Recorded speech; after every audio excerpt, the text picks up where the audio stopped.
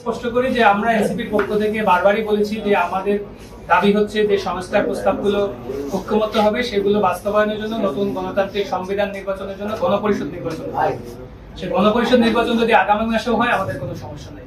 গণপরিষদ নির্বাচন, কাঙ্ক্ষিত সংস্কার এবং জুলাই গণহত্যার বিচারের দৃশ্যমান অগ্রগতি, এগুলোর পরেই আমরা নির্বাচনের বিষয়ে চিন্তা ভাবনা করি।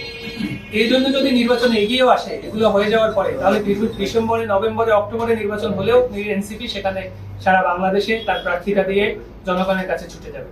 এটি হচ্ছে আমাদের দলীয় অবস্থান। কিন্তু কাঙ্ক্ষিত সংস্কারের প্রশ্নে যদি কোনো দল গড়িমসি করে, মানুষকে সংস্কার থেকে বঞ্চিত করা হয়, সেক্ষেত্রে এনসিপি আবারও রাজপথে। এটি হচ্ছে আমাদের আইনি কাঠামোর মধ্যে না আসে, তাহলে আমাদের আশঙ্কা হচ্ছে যে বাংলাদেশ আবার একটা গভীর সংকটের দিকে যেতে পারে। সেক্ষেত্রে এনসিপি হয়তো আগে জনগণকে সংগঠিত করে রাজপথে তার আন্দোলনটি করবে এবং এরপরে হচ্ছে নির্বাচনের